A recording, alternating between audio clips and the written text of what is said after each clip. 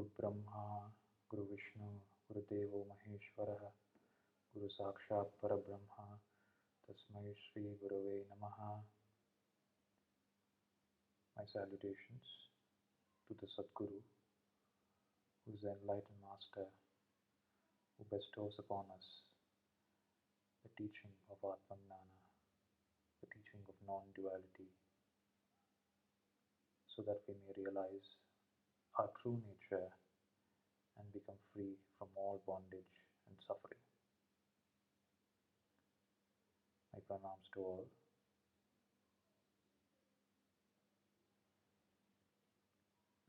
First of all, a very happy Ugadi 2020.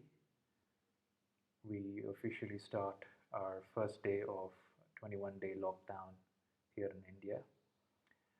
And the thinking was that what a better way to spend this 21 days, of course, apart from doing all the things that we have to do, spend some time in the contemplation of higher spiritual truths. In this case, the teachings of the Bhagavad Gita.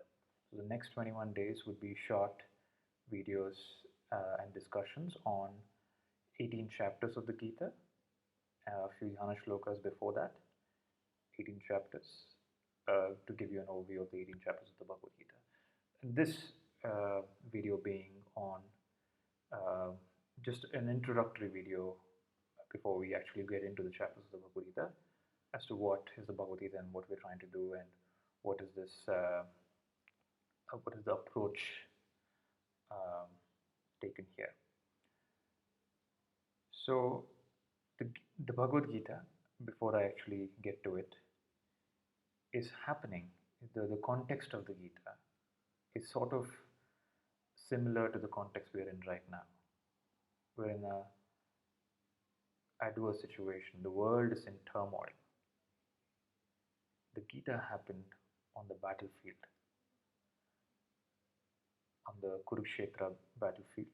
There are two armies that are facing each other, the Kauravas and the Pandavas. And Sri Krishna is on the side of the Pandavas.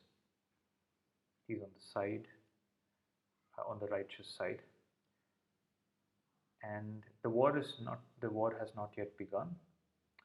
Arjuna, the warrior Arjuna, and his charioteer Sri Krishna are the main characters here. Arjuna says, I want to see who I am going to fight and kill. So Krishna, please take me to the middle, in the front. So Krishna takes him in the front to get a better view of who Arjuna is going to fight with.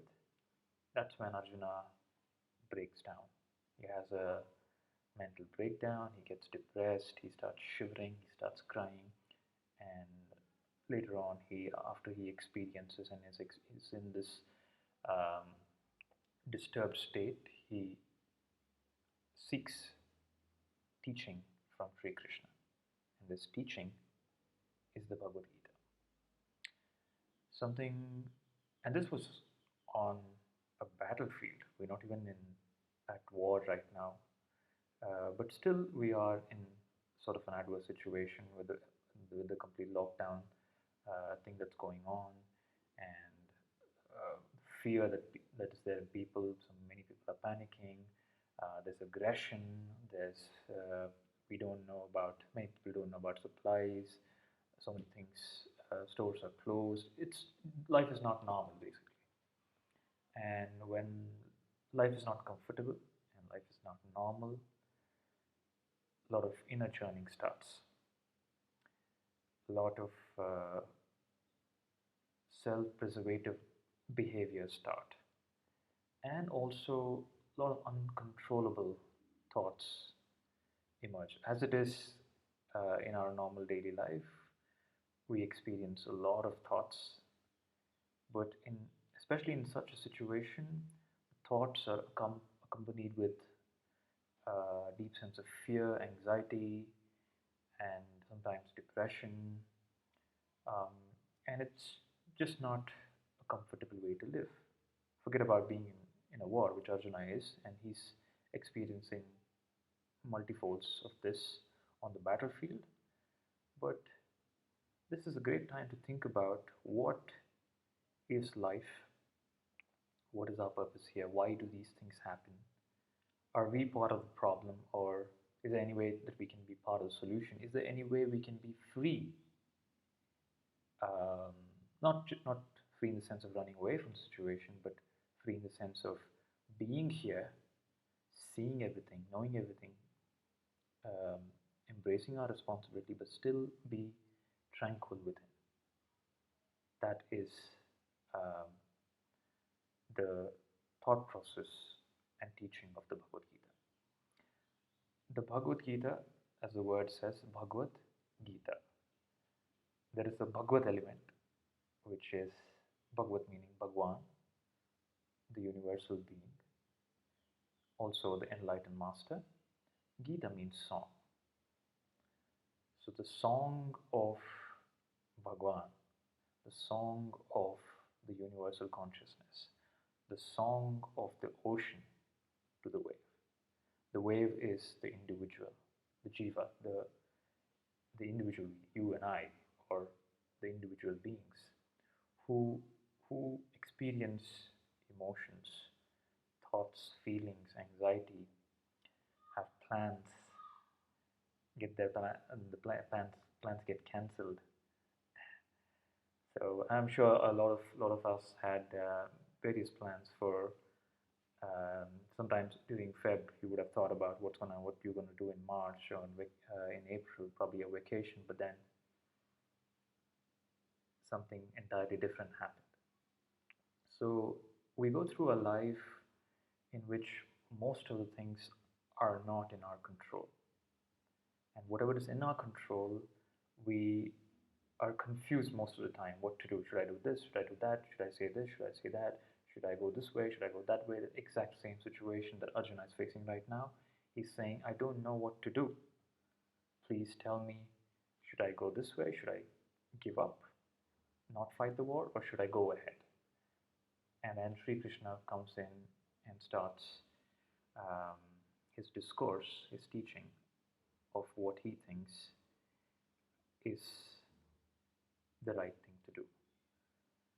Sri Krishna is actually not telling Arjuna, do this.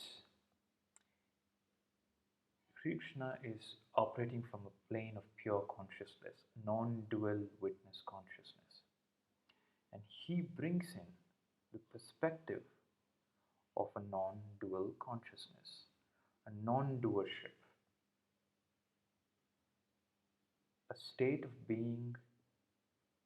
of being in the world but being unaffected by it, and not working out of programs and biases. So what Zen says is no mind. So he's operating from a no mind state, and he's bringing that perspective and teaching to give a vision to Arjuna, to look at the world and even the war from the perspective of a non-dual experience. So the Bhagavad Gita, that's why in the Dhyana Shloka it says Advaitamritavarshini, is the teaching of non-duality. That's why the Bhagavad Gita is also told as it's a Upanishad, it's a Brahma Vidya, it's a Yoga Shastra. It is the teaching of the highest wisdom given on the battlefield to Arjuna. And in adversity, when we face such situations, we are less disillusioned, and it's easier to absorb such a teaching. So we can utilize this time while we are experiencing whatever we are experiencing, and seek for, okay, is there a way out of it? This is not how we should live. Regardless of the external situation, can we be peaceful? And the answer is yes. That is what is the message of spirituality, that regardless of your external situation, you can live peacefully, joyfully, and compassionately to the other beings. Now, as I said, the Bhagavad Gita is a song by Sri Krishna to Arjuna. The song is sung on the battlefield of Kurukshetra. The song is sung by the ocean, in this case the universal consciousness, to the wave, the jiva. And the message is A, that you are part of the ocean. B, you are not a wave, you are not an individual. The essential reality of you is water, and everything is water, and that water is called as Parabrahma, supreme reality, universal consciousness, awareness. Call it what you want, but the truth, the reality, the underlying reality of every being, object, whatever is seen in the universe and experienced. And your true nature is that you are water. Tattvamasi. You are that being, the supreme reality, Parabrahman. So the message of the Bhagavad Gita is very simple. Tat Tvam Asi. You are that. What is that? Pure consciousness. How is that? Just like how a wave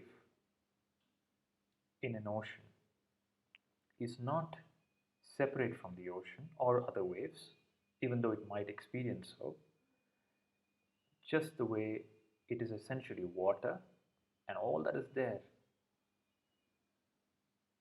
in its perception, although it may see it as different waves and objects, an ocean, oh my god, the ocean is so big, I am so small.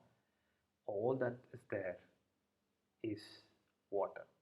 And even though the wave has a birth and a death, just like an individual has a birth and a death, nothing has ever happened to water. Just because the wave rises and falls, nothing happens to the water. Similarly, your experience of life, birth, death, ups and downs, disturbance, joy, doesn't affect the underlying reality, which is the true nature of you, which is your true nature. So to realize our true nature as this water, this underlying reality, the truth, Sat, is the teaching of the Bhagavad Gita. And Sri Krishna is bringing this teaching on the battlefield. On the battlefield, he's giving the message to Arjuna, you are that. And that is the only reality. Whatever you see is that. Sarvam Khalvidam Brahma. So the Upanishads have some Mahavakyas. Sri Krishna, in Dhyana Shloka, said, Sri Krishna is like is a cowherd boy who, and the Upanishads are like the cow.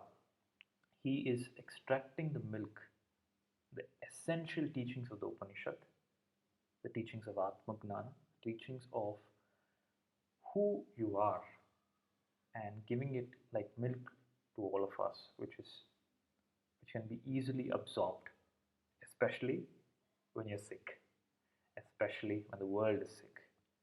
And that's why the context of a war. And Arjuna is facing death, not only his, possibly his loved ones, and all that he cares about. And when you face such a situation, you need, so he is seeking somebody to take him out of the situation. Of course, not run away from the war, but is there an alternate way? Is there, he doesn't know, we don't know. Is there any way out? Yes. That has always been the message of the enlightened master. There is a way out. And the only way, true way out, is light, the way of light, the way of gnana, gnana jyoti, the way of the understanding of the spiritual teachings, the enlightened teachings. And this is the way of the Bhagavad Gita. And the message is simple, Tattvamasi, you are water. You are the truth, the supreme reality, but confused yourself as the body, mind, intellect, and all the identities that you carry? Is there a way to become free from all that, realize my, myself as what I truly am, and be free without having to change any of my external circumstances? So in the Gita, there is Krishna is not advising changing of the circumstance. He does not, without having to move away from where you are and what you are and what responsibilities you have, without having to change anything external, can you realize the highest and become free where you are? Yes, is the answer of the Gita, and that is what we'll contemplate.